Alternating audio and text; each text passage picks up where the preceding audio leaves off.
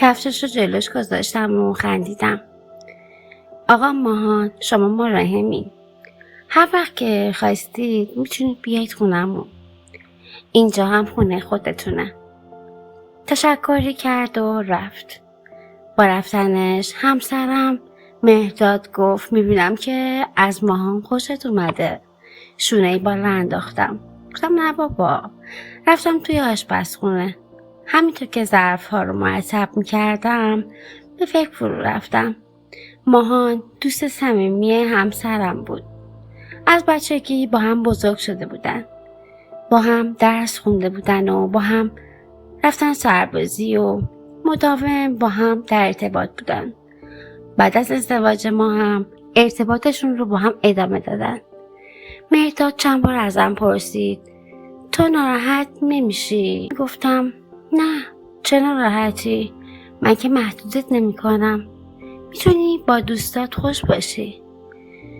حدوداً 1 سالی میشد که ازدواج کرده بودیم و آخر هفته ها ماها میومد خونمون و با همسرم گیم بازی میکردن و خوش میگذروندن. منم میرفتم توی اتاقم. چند ماه اخیر متوجه نگاه های ماها به خودم شدم. راستش اوایل سعی میکردم جلوش آفتابی نشم، اما یهو نمیدونم چرا نظرم عوض شد. با صدای مهرداد به خودم اومدم. شیوا جان، بیا کارت دارم. دست از کار کردن کشیدم و رفتم پیشش. گفت من و ماها میخوایم بریم سفر. پرسیدم کجا میخوایم برین؟ گفت کیش. ابرو بالا دادم و گفتم خودتون تنها میخوایم برین؟ پس من چی؟ منم میام. تعجب کرد. میخوای بیای؟ گفتم آره. انتظار داشتم مخالفت کنه اما قبول کرد. قرار شد 4 روز دیگه راهی بشیم. ذوق داشتم اما میدونستم ذوقم برای سفر نیست. 3 نفری راهی کیش شدیم.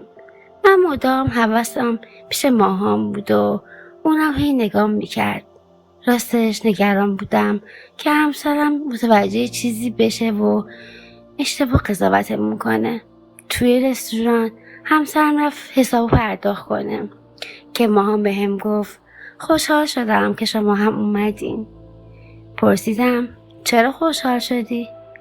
گفت چون با وجود شما بیشتر خوش میگذره. یه آهایی گفتم و خندیدم. شروع کرد به شوخی کردن و جوک گفتن. از خنده دل درد گرفته بودم. قشقش میخندیدم که یهو همسرم اومد. با اومدنش سریع جدی شدم. نگاهی به هر دومون کرد و گفت چی میگفتید به هم دیگه؟ صدای خنده هاتون کل رستورانو گرفته. ماهان گفت جوک تعریف میکردم، اما همسرم اخماش توی هم بود. من خجالت کشیدم. گفتم خیلی خنگی شیوا، نباید اینطوری رفتار میکردی. تا برگشتم به هتل مهرداد 1 کلمه هم صحبت نکرد. وقتی رفتیم اتاق با خجالت گفتم ناراحت شدی؟ جواب داد از اینکه به جوک‌های ماهان خندیدی ناراحت نشدم. از این ناراحت شدم صدای خنده هات کل رستوران پخش شده بود. سرمو پایین انداختم. گفتم ببخشید. دستمو گرفت. گفت دختر خوب، واقعا میگم از رابطه صمیمی تو و ماهان ناراحت نمیشم. از این ناراحت میشم صدای خنده هاتو مردای غریبه بشنون. گفتم خب ماهانم غریبه است. یهو اینو چی کرد و گفت نه اون غریبه نیست. هر جو که بخوای میتونیم رفتار کنی. یه باشه گفتم. برای اینکه ناراحتیش برطرف بشه اون شب با هم ملاقات خصوصی داشتیم. صبح روز بعد زودتر از مهرداد بیدار شدم و یه دوش گرفتم و آماده شدم. هنوز مهرداد خواب بود که دیدم یه پیام برام اومد. پیامو باز کردم دیدم ماهانه. یه جوک در مورد اسم من فرستاده بود. منم براش ایموجی خنده فرستادم. حدوداً 5 دقیقه بعد فیلم یه دختر رو برام فرستاد و گفت این هیکلش مثل شماست. از اینجا خورده بودم. انتظار همچین چیزی رو نداشتم. من طفل بودم. فکر کردم داره مسخره‌ام میکنه. گفتم بده؟ جواب داد معلومه که نه، شما عالی هستی. بعدم شروع کرد به تعریف کردن از من. خیلی خوشم اومد. صدای مهرداد به گوشم میرسید. به چی میخندی بانوی خوشخنده‌ی من؟ برگشتم سمتش و گفتم بیدار شدی؟ صبحت بخیر عزیزم. یکی از دوستان برام جوک فرستاده. به اون میخندیدم. یه آهایی گفت و بلند شد و کلی قربون صدقم رفت دوش بگیره. ماهان به هم پیام میداد و تو این 1 سال سابقه نداشت که با هم صمیمی صحبت کنیم. قبلا فقط در مورد اینکه مهرداد مغازه است یا نه به مهرداد بگو گوشیشو جواب بده صحبت میکردیم. رفتیم واسه صبحونه. این بار حتی نگاهامونم با هم دیگه فرق داشت. برای اینکه مهرداد قهر نکنه منم سعی میکردم جلوی خودم رو بگیرم. تا اینکه از مهرداد گفت میرم پیش یکی از رفیقام، شما هم واسه خودتون خوش بگذرونین. و بعد رفت.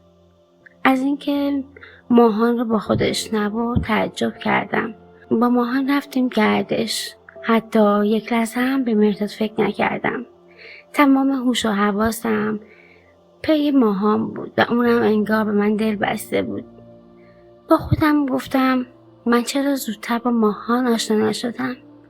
کاش ماهان می اومد خواستگاریم و من شوهرم ماهان بود. ماهان همون شب به هم اعتراف کرد که منو دوست داره و خیلی وابسته منه، اما من هیچ جوابی بهش ندادم.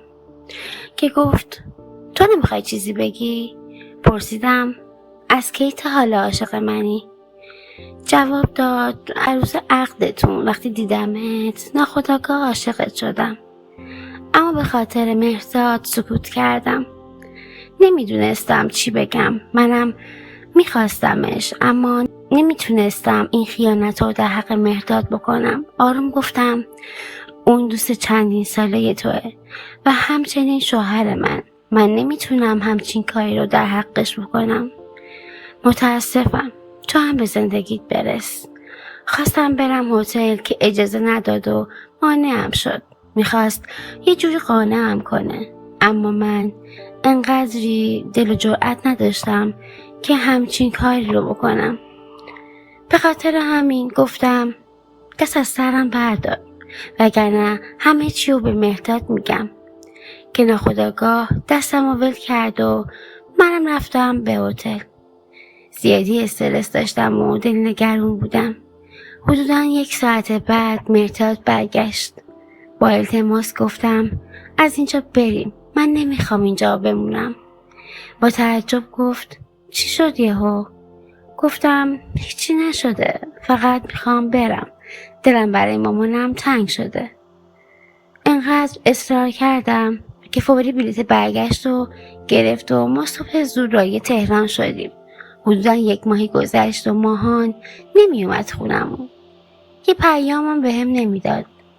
برای اینکه مهرداد به چیزی شک نکنه گفتم چرا ماهان نمیاد خونمون؟ اتفاقی افتاده؟ مشکلی براش پیش اومده؟ جواب داد کاربارش زیاده. یه آهایی گفتم من میدونستم که چرا نمیاد، اما چه میشه کرد؟ تقصیر خودمم بود. من خودم زیادی جلوی ماهان دلبری میکردم، طوری که اگه خانواده‌ام متوجه میشدن بدبخت میشدم.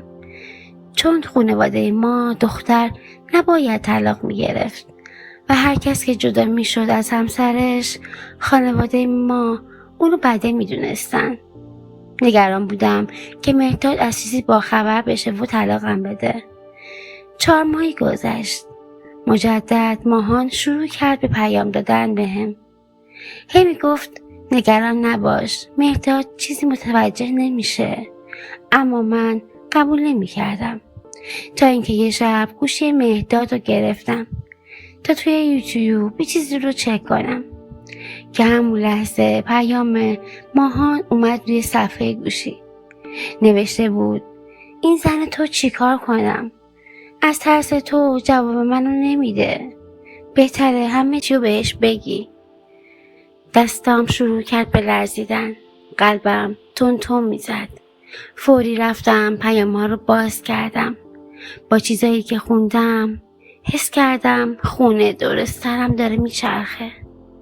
باورم نمیشد. پیاماشون باور نکردنی بودن. همش در مورد من صحبت میکردن. مهرداد به ماهان گفته بود دوست داره ما رو با هم ببینه. انقدر چیزای زشتی گفته بود که من خجالت میکشم که اینجا بگمش. باورم نمیشه که مهرداد انقدر بی غیرت باشه. یهو در اتاق باز شد و اومد تو. صدام زد و گفت شیوا جان. با دیدن قیافم حرفش نصفه موند. مدتی به هم دیگه نگاه کردیم تا اینکه گفت چی شده؟ گوشی بالا آوردم. گفتم اینا چی هن؟ گفت برای توضیح میدم. نیشخندی زدم. گفتم چیو میخوای توضیح بدی؟ میخوای بگی چقدر بی غیرتی؟ اونم یه نیشخندی زد و گفت تو مگه خودت ماهان دل نبسته بودی؟ مگه دل بری نمی کردی؟ الان من آدم بده شدم؟ شروع کردم به داد و بیداد کردن. از اینکه این قضیه رو تحمل کنم برام خیلی سخت بود. چند روزی رفتم خونه مادرم. به اونا نگفتم قهر کردم. ولی طاقت دیگه بیشتر از این نداشتم و باید باشون حرف می زدم. ولی نمیخواستم بگم که مهرداد همچین کاری میخواست در حقم بکنه. من از آیندهش میترسیدم و نمیتونستم با مهرداد ادامه بدم. میدونستم آخرش چیز خوبی نیست. برای همین تصمیم گرفتم که ازش جدا بشم. همش به هم پیام میداد و فقط همین حرف رو تکرار میکرد و میگفت بیا ستایی با هم باشیم و اشکالی نداره. چیزی عوض نمیشه و همیشه همینطور که بودیم برای هم هستیم. منم بیشتر کلافه میشدم و با کمک پدرم درخواست طلاق دادم و ازش جدا شدم. دوستان عزیز ممنون که به داستان ما گوش دادید. لطفاً با لایک کردن و سابسکرایب کردن از کانال ما حمایت کنید. متشکرم.